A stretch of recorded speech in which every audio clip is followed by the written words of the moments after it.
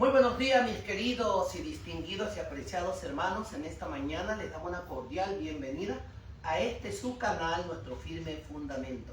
Nos sentimos complacidos porque si no fuera por cada uno de ustedes, nuestra programación no llegaría a hacerse realidad. Le damos gracias a Dios porque nos permiten no solamente llegar a sus hogares, sino a lo profundo de sus corazones. Gracias a nuestro Dios, nosotros podemos alabar su nombre, podemos pedirle que nos ayude en cada una de nuestras equivocaciones.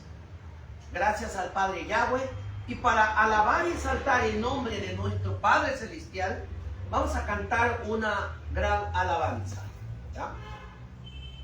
Y a medida que la encontramos, nos colocamos de pie. ¿Qué número? No sé. ¿Qué no sabe?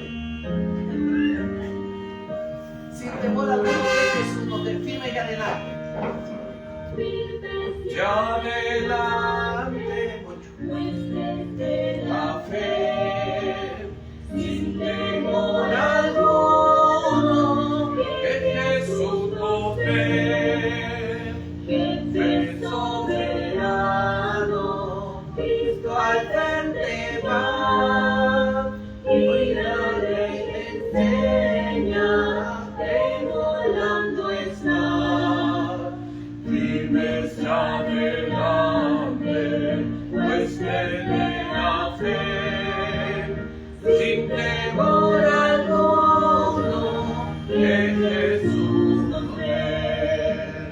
Al sagrado nombre de nuestro Adalí, tiembla el enemigo y huye de la lid.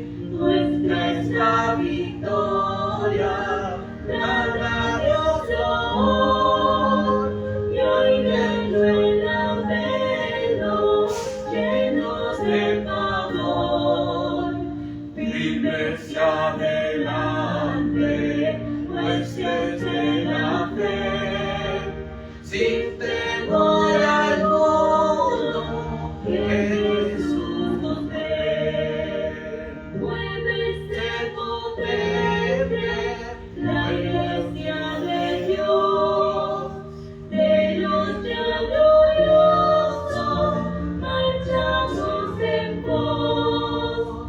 Somos solo un pueblo y uno es el Señor. Hoy es la esperanza y uno es el amor.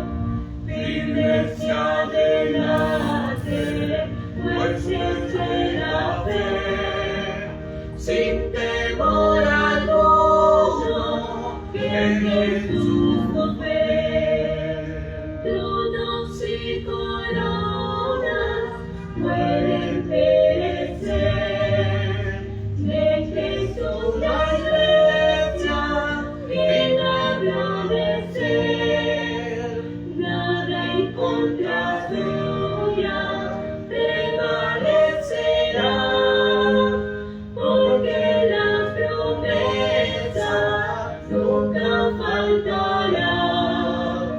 Firmes y adelante, pues desde la fe, sin temor alguno, que Jesús nos ve.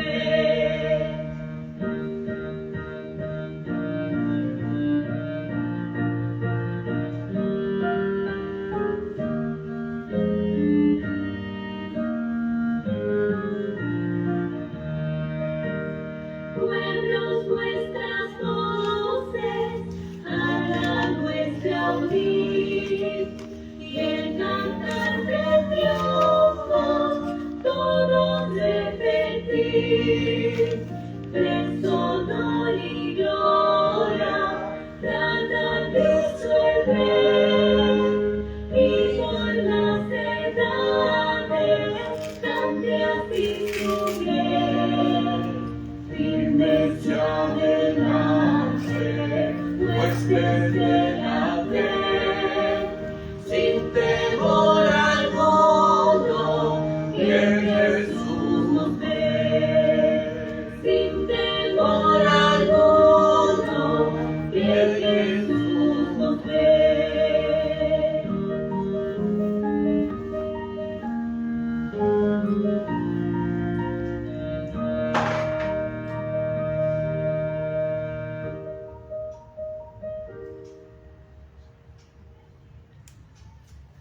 Vamos a postrarnos de rodillas para orar.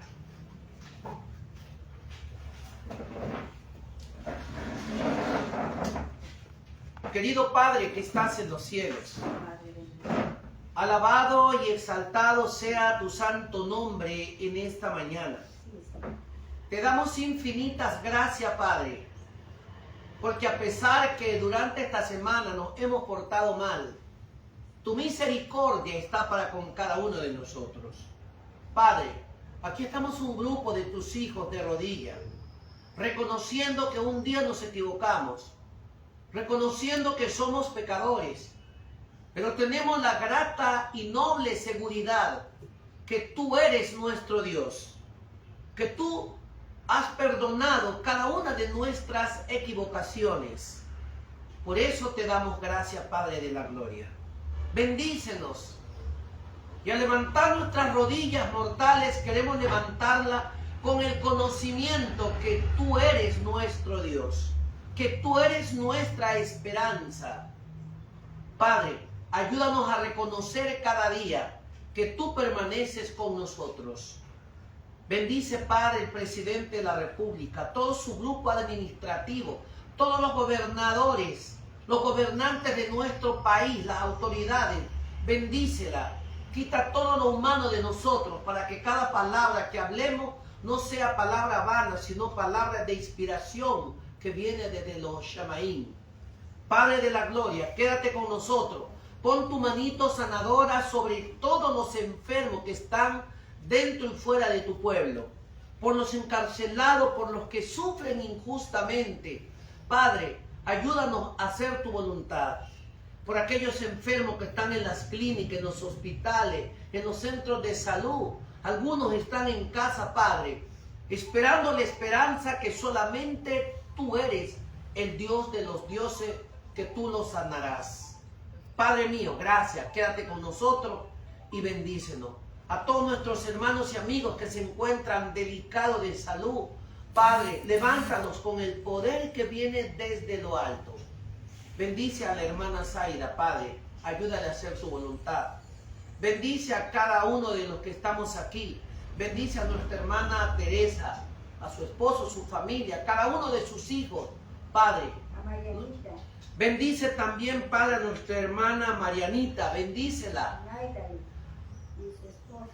A ella, su esposo, Padre, a Naidal y su esposo. Tú que eres el médico, Padre, que intercedes, no solamente por las enfermedades, sino también por la salud de cada uno de nosotros, por nuestros pecados, que tú intercedas en la vida de nosotros. Bendice también a la hermana Carmita. Bendícela, Padre, a ella, a su familia. También, Padre, a las hermanas Rositas, cada una de ellas. La hermana Isabel, sus hijos, nietos, nietas, todo el grupo de su familia.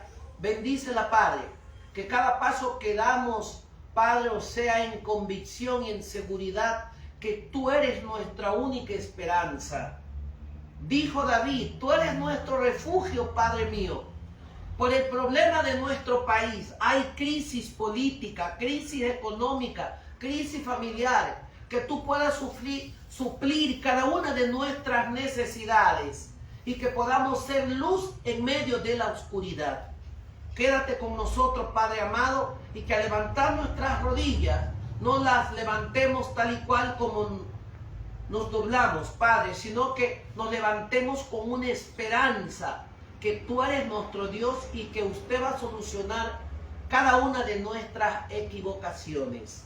En el nombre y por los méritos de Yahshua HaMashiach lo pedimos. Amén. Amén y amén.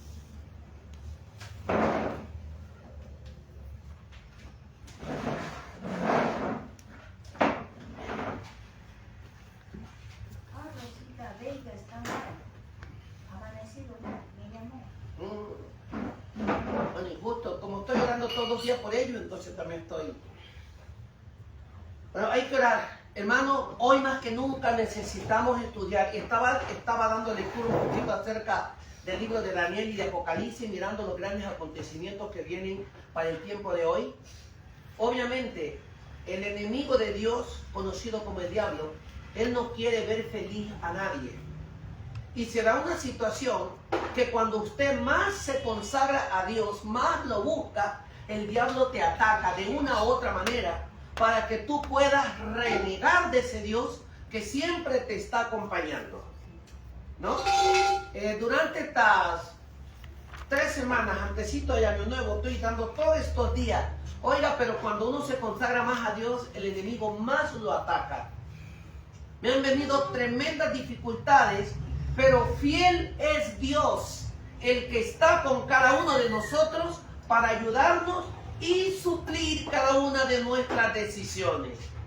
A mí me quedó claro durante estos días, cuando miré el libro de Jeremías capítulo 33, verso 3.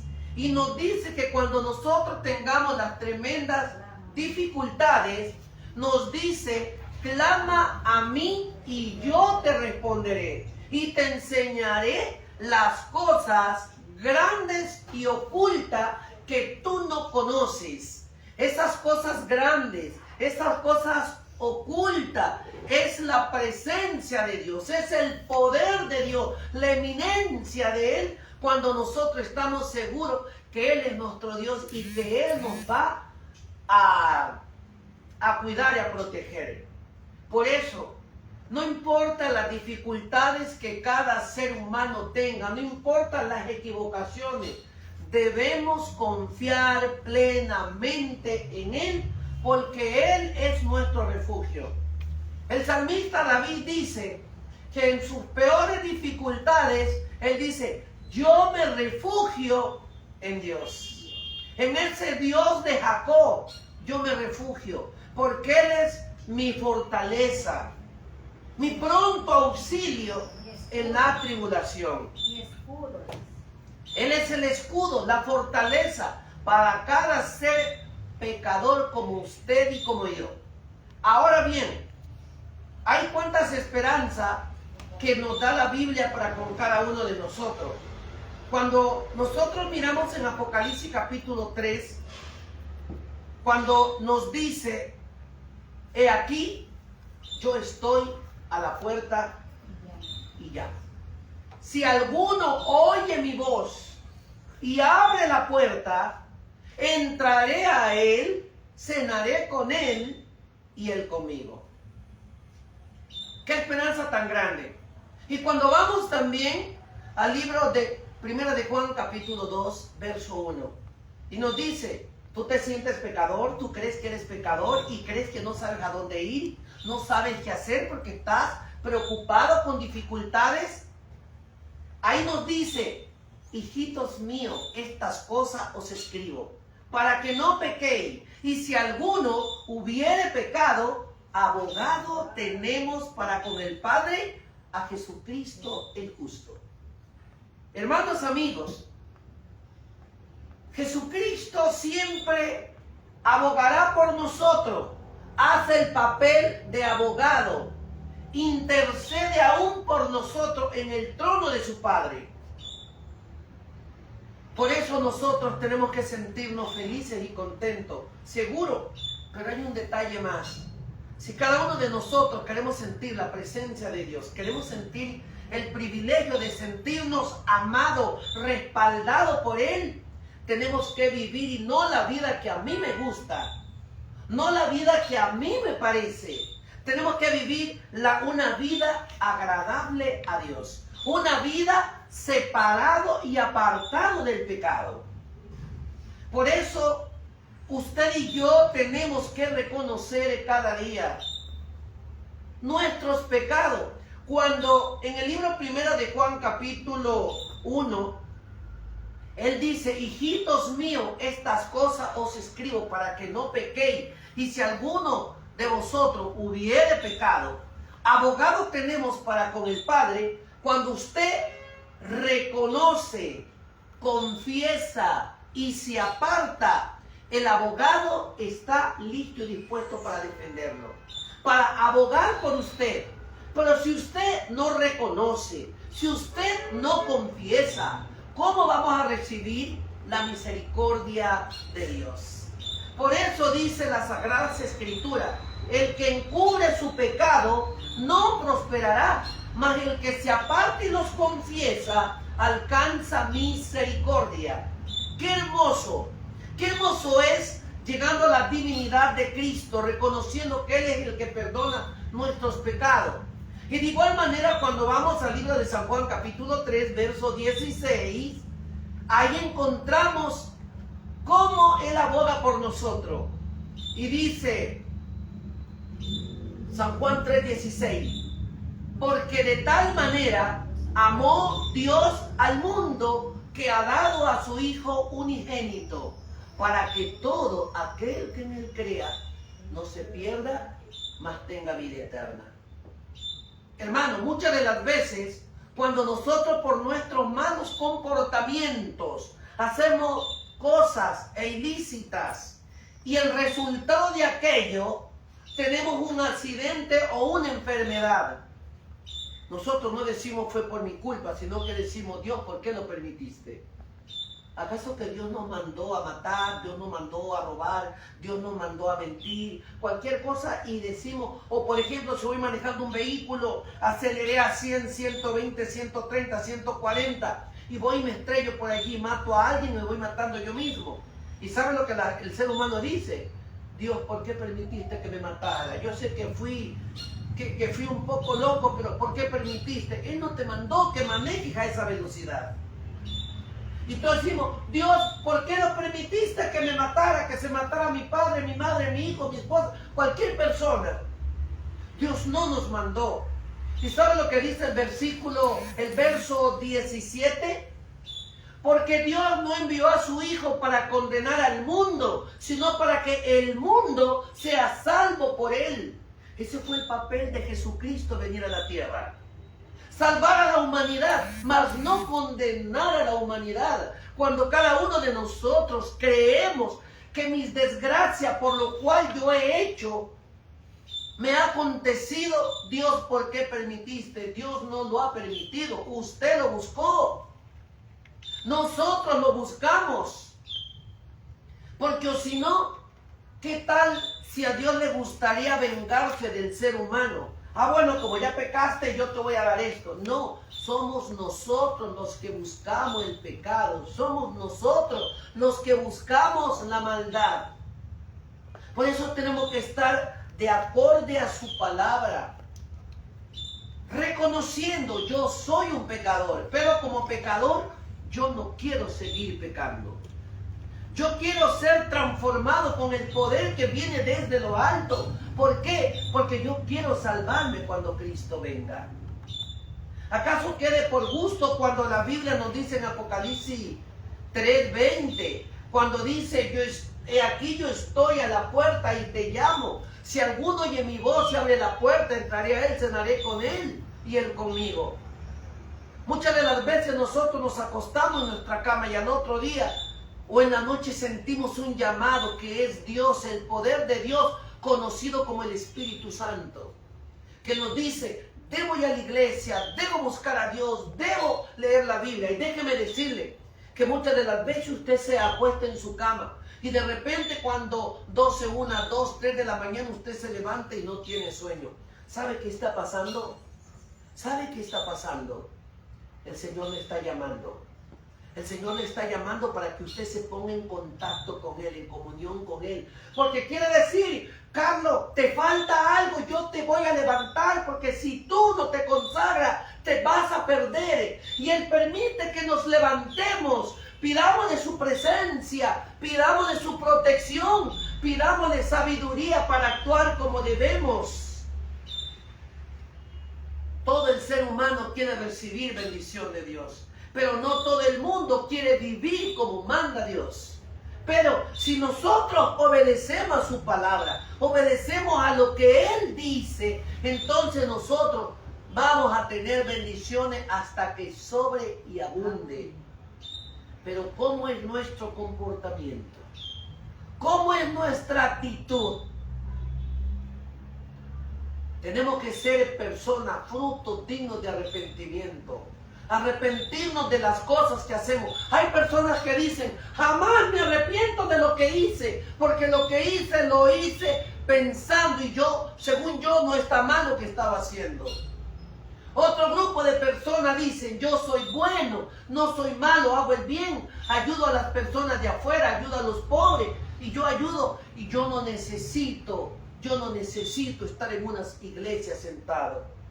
Hay otro grupo que analiza y dice, bueno, si tú dices que eres cristiano, ¿por qué cometes ese error? Por eso es que yo no voy a la iglesia, porque ustedes son malos, son pecadores. ¿Cómo podemos justificar mi vida? Yo no puedo justificar mi vida por los errores de los demás, porque el Señor va a tomar en cuenta aquel que se equivocó, aquel que hizo algo.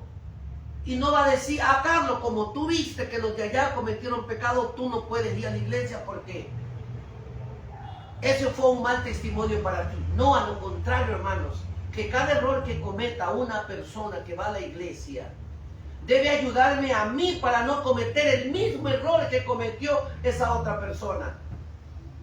Yo tengo muchos amigos que dicen, yo no voy a la iglesia porque los evangélicos son los más malos que hay. Entonces le dije yo, pero si ellos son los más malos, acércate a Dios y demuestra que tú eres mejor que ellos. Demuéstrale a Dios y dile Dios, yo sí puedo cambiar, yo sí puedo ser ejemplo para aquellas personas. ¿Por qué no vas hacia Él? Sino que mira los errores de los demás. Él va a llamarte por tu accionar tuyo, le digo. Así que deja de estarte justificando y camina, reconoce tu condición ante la presencia de Dios. Y de ahí Él me dice, sí, reconozco, porque a veces yo simplemente veo los errores de los demás. Y por esa excusa no voy a la iglesia. Hermanos, ningún ser humano se justificará ante la presencia de Dios mirando los errores de los demás. Porque usted es usted y yo soy yo. Y tarde que temprano, Carlos Delgado tiene que dar cuenta a Dios por todas las cosas. El libro de Eclesiastés capítulo 12, versos del 12 al 13. Y el fin del discurso oído es este: teme a Dios y guarda sus mandamientos, y esto es el todo del hombre, porque Dios traerá toda obra a juicio justamente con todas cosas encubiertas, sean buenas o sean malas. Queridos amigos, apreciados oyentes, en esta mañana no es que tú puedes presentarte ante Dios y decirle, no sigo tu palabra, no sigo el evangelio, porque los que siguen el evangelio son perversos, los pastores son perversos, los sacerdotes son perversos.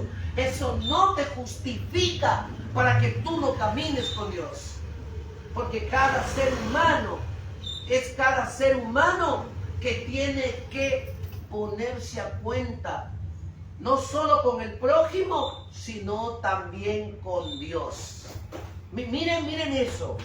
Y muchas de las veces nosotros creemos que con justificarme ante Dios o ante el ser humano no voy a dar cuenta a Dios. Hermanos, todos los seres humanos somos conscientes en esta vida que tenemos que dar cuenta a Dios por todas las cosas que hacemos.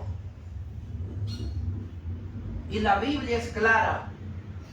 Si tú reconoces tu pecado, tú serás perdonado.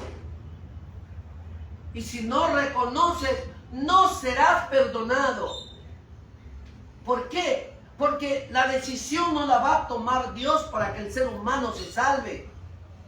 La decisión no la toma el Padre Yahweh para que usted pueda encaminarse al camino de la justicia. Es usted y yo los que vamos a decidir si seguimos la verdad, nos salvaremos. Por eso Él dice, San Juan 3:16, Jesús dijo, yo soy el camino, yo soy la verdad, yo soy la vida, nadie viene al Padre sino por mí. Ahora bien, ¿qué está tratando de decir Yahoshua en esta frase? Que si Él no fuera el camino, nosotros no podemos caminar hacia el Padre Yahweh. porque Él fue el que murió, muriendo Él por cada uno de los pecadores, como nosotros, abrió el camino.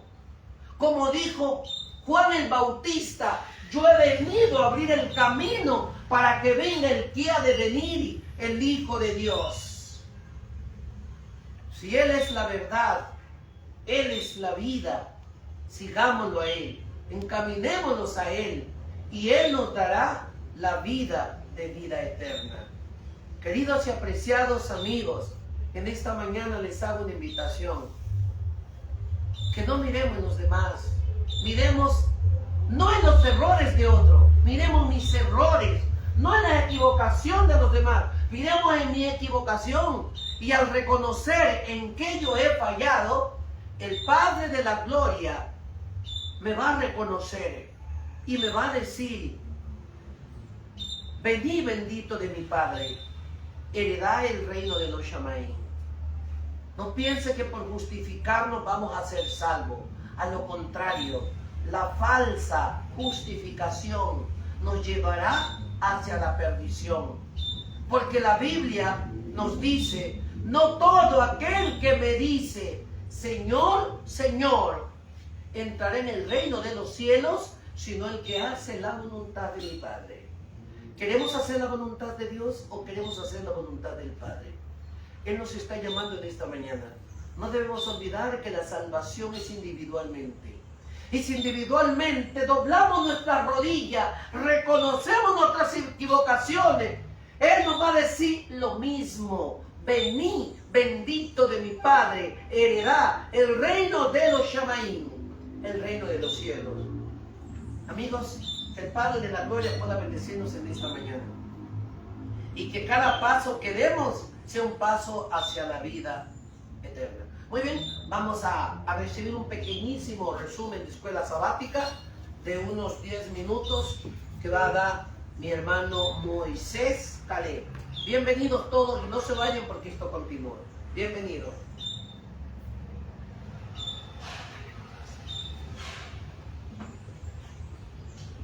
Muy buenos días, mis queridos hermanos, feliz sábado.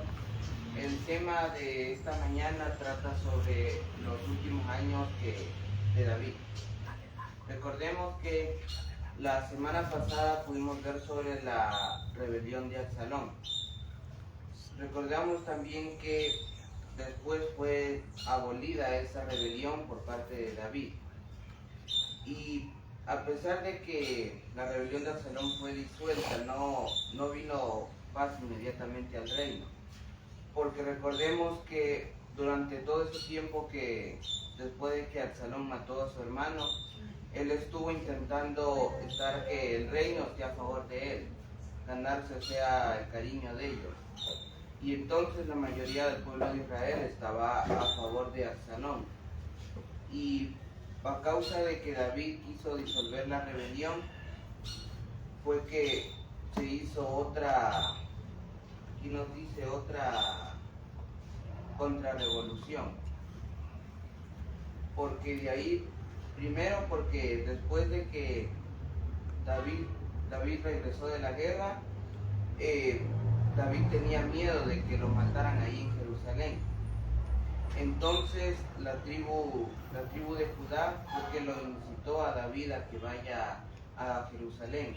Y entonces las demás tribus fue que pensaban que la tribu de Judá iba a tener el favor del rey.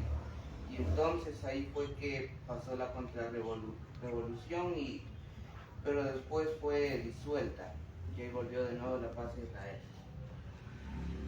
La historia de David ofrece una de las más impresionantes testimonios que jamás se haya dado con respecto a los peligros con que amenazaban el alma, el poder y la riqueza y los honores, las cosas que más ansiosamente codiciaban los hombres.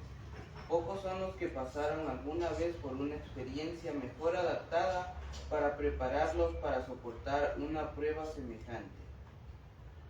Aquí también, como vimos también al inicio de la vida de David, Dios lo iba preparando a él desde cuando era un niño, cuando él cuidaba las ovejas, cuando él era un pastor. Mediante eso, Dios le enseñó a que tenga humildad. Y también recordemos cuando le tocó ir del rey Saúl, ahí lo preparaba su carácter para que pueda tomar este puesto de poder gobernar a Israel. Y también mientras estaba en el campo, él pudo desarrollar, digamos, aprender más sobre música, y ahí fue que escribió los salmos. David había tenido preciosas indicaciones del amor de Dios y había sido abundantemente dotado de su espíritu. En la historia de Saúl había visto cuán absolutamente inútil es la sabiduría meramente humana. No obstante, el éxito y los honores mundanos habían debilitado tanto el carácter de David que repentinamente fue vencido por el tentador.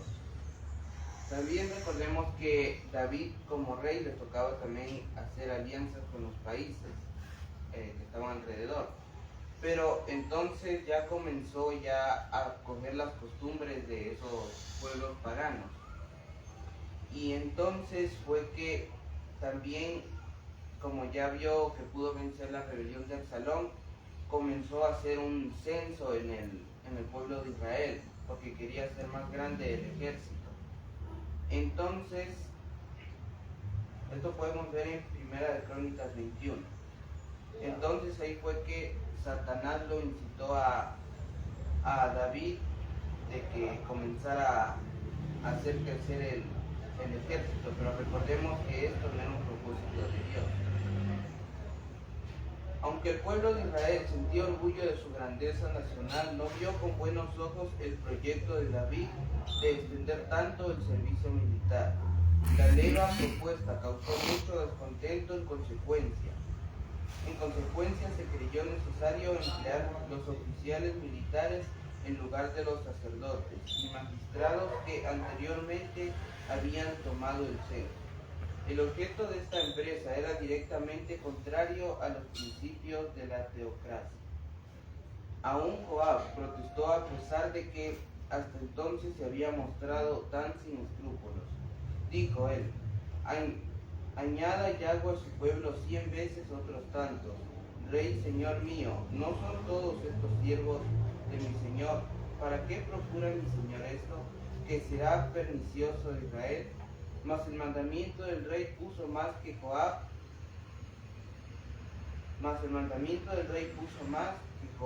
Salió por tanto Joab y fue por todo Israel y volvió a Jerusalén. Entonces aquí, como podemos ver, ya David hizo el censo, pero cuando aún no lo había terminado, no terminó el censo, fue que también David se convenció, de no parar con su obra, y ahí fue que el enemigo le estaba instando a que siguiera con su propósito. Entonces al otro día fue que el profeta Gad le trajo a David un mensaje de nuestro padre Yahweh y le dijo que tenían que escoger entre 3 años de hambre o por 3 meses ser, derrotado por sus enemigos.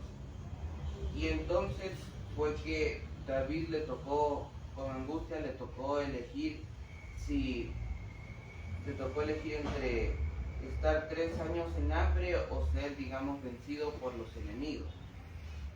Y entonces David le tocó elegir tener 3 años de hambre. Eso podemos encontrarlo en 2 de Samuel 24:14. Y entonces, después de eso, fue que el pueblo de Israel, ahí le llegó una pestilencia, que murieron 70,000 personas. Y entonces, después de eso, David vio que en el monte de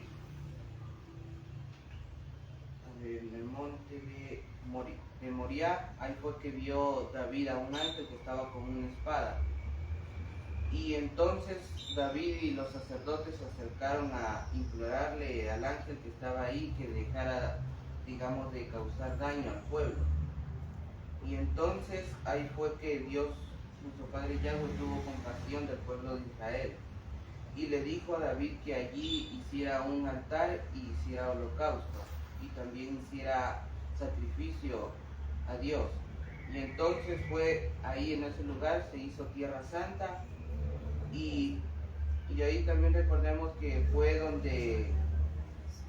donde Abraham fue donde hizo el sacrificio con su hijo Isaac. Otra sombra aún había de oscurecer los últimos años de David. Había llegado a la edad de 70 años. Las penurias y vicisitudes de su vida errante en los días de su juventud, sus muchas guerras, los cuidados y las tribulaciones de sus años ulteriores habían minado debilidad y la edad. Con el consiguiente deseo de resolución le impedía comprender rápidamente lo que sucedía en el reino. Y nuevamente surgió la rebelión a la sombra misma del trono. Otra vez se manifestó el fruto de la complacencia paternal de David. El que ahora aspiraba al trono era Adonía, hombre de hermoso parecer, en su persona y porte, pero sin principio de ninguna clase, y temerario. En su juventud se le había sometido a muy poca restricción y disciplina, pues su padre nunca lo entristeció en todos sus días con decirle: ¿por qué haces así? Esto podemos encontrar en el libro de Primera de Reyes, capítulo 1. Ahora, como podemos ver, aquí nos dice que después de lo que pasó a Israel, digamos, la reprensión, fue que después ahí el pueblo de Israel comenzó a dar, digamos, joyas y piedras preciosas para poder hacer el templo donde David hizo el altar. Entonces, después de eso, una persona que se llamaba Adonía, que era una persona de hermoso parecer, nos dice aquí, quiso, digamos, rebelarse contra Salomón, porque recordemos que ya el rey David ya tenía 70 años, ya estaba anciano. Entonces ahí fue que Adonía quería, digamos, rebelarse contra Salomón. La rebelión estaba madura. Los conspiradores se habían reunido en una gran fiesta en las cercanías de la ciudad para proclamar rey a Adonía. Cuando sus planes fueron frustrados por la rápida acción de unas pocas personas fieles, entre las cuales los principales eran Sadoc, el sacerdote Natán y el profeta, y Betsabé, la madre de Salomón. Estas personas presentaron al rey cómo iban las cosas y le recordaron la instrucción divina de que Salomón debía sucederle en el trono. David abdicó inmediatamente en favor de Salomón, quien fue enseguida ungido y proclamado rey. La conspiración fue aplastada. Sus principales actores habían incurrido en la pena de muerte. Se le perdonó la vida a Abiatar por respeto a su cargo y a su antigua fidelidad hacia David. Y fue destituido del puesto del sumo sacerdote, que pasó al linaje de Jacob. Aquí podemos ver para que el propósito de David, para que no pudiera, digamos, esa rebelión siguiera avanzando, David lo ungió y lo coronó a Salomón como rey. Y entonces a los que estaban detrás de esa conspiración y rebelión, ahí fue que los echaron de sus puestos. Y aquí nos dice que Abiatar era el sumo sacerdote, y como él también estaba participando de esa rebelión, entonces ese cargo fue dado al linaje de Jacob. Y también a Joab y también aquí a Adonías se les perdonó, digamos, la vida, porque David quiso que no los mataran, pero después de que David murió, ahí fue que les fue dado, digamos, su pena por el crimen que hicieron. Desde los mismos comienzos del reinado de David, uno de sus planes favoritos había sido el de erigir un templo a Yahweh, a pesar de que no se le había permitido llevar a cabo este propósito. No había dejado de manifestar celo y fervor por esa idea. Había suplido una gran abundancia de los materiales más costosos: oro, plata, piedras de onix y de distintos colores, mármol y de las maderas más preciosas, y ahora estos tesoros de valor incalculable. reunidos por David debían ser entregados a otros, pues otras manos que las suyas iban a construir la casa para el arca, símbolo de la presencia de Dios. Aquí, como podemos ver, después de que la rebelión fue disuelta, David mandó a traer algunos tesoros para poder construir el templo. Aquí podemos ver que trajo algunas piedras preciosas como el mármol, oro, y también aquí nos dice ónix, y también algunas maderas. Viendo que su fin se acercaba, el rey hizo llamar a los príncipes de Israel y a los hombres representativos de todas las partes del reino, para que recibieran este legado en calidad de depositario. Deseaba hacerle su última recomendación antes de morir y obtener su acuerdo y su apoyo en favor de esta gran obra que había de llevarse a cabo. Porque recordemos que David no construyó el templo porque él ya, digamos, había matado personas en las guerras. Entonces fue que Dios le dio el mensaje de que su hijo Salomón tenía que construir el templo. Espero que les haya gustado este resumen de la escuela sabática. Ahora vamos a terminar con una oración.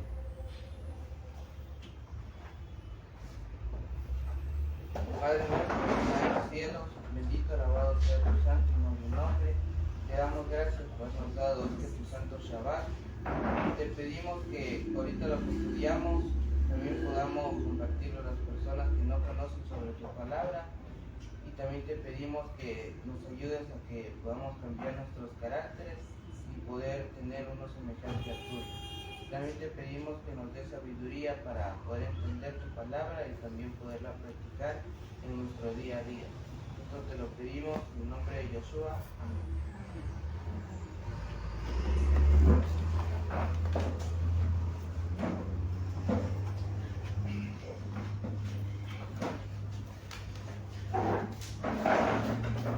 Agradecemos a nuestro hermano Moisés por la introducción que nos dio en esta mañana de la escuela sabática.